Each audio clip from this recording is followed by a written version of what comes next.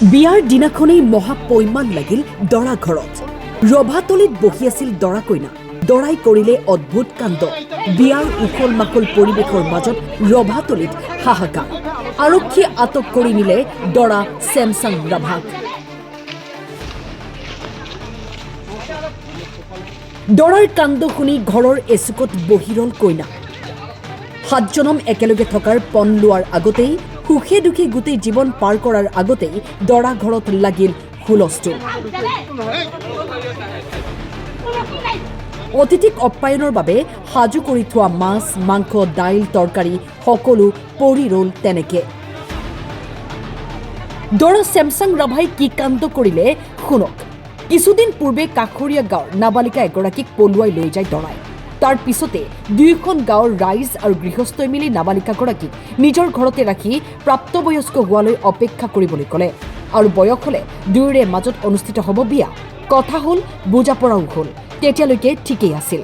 কিন্তু সেইজন ছেমছাং ৰাভাই অন্য এগৰাকী যুৱতীক লৈ আনি বিয়া কৰাবলৈ ঠিক কৰোঁতে পূৰ্বৰ নাবালিকাগৰাকীৰ আত্মীয়ই কৃষ্ণাই থানাত দিয়া এজাহাৰৰ ভিত্তিত আৰক্ষীয়ে ৰভাতলিৰ পৰাই দৰাক আটক কৰে আৰু নিমাওমাও পৰিৱেশ বিৰাজ কৰে দৰা ঘৰত। ল'ৰাটোৰ নাম কি? ল'ৰাটোৰ নাম আমাৰ ছেমছাং ৰাভা।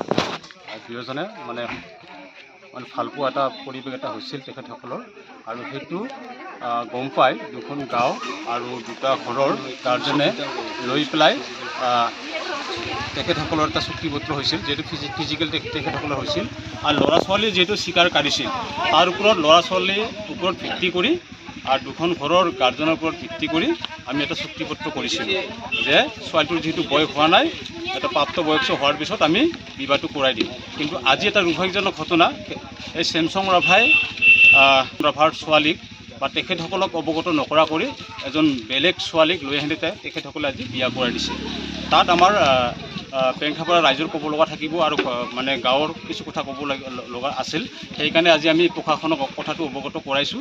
যিখিনি আমাৰ চুক্তিপত্ৰ আছিলে সেইখিনি কথাক আমি প্ৰশাসনক আমি কথাখিনি জনাইছোঁ, আৰু ইতিমধ্যে কৃষ্ণা আৰক্ষী চকীৰ পৰা আহি তেখেতসকলক সোধপোছ কৰি ল'ৰাটোক আজি থানালৈ লৈ যোৱাৰ কাৰণে, তাত সোধপোছ কৰাৰ কাৰণে লৈ যাবলৈ ওলাইছে।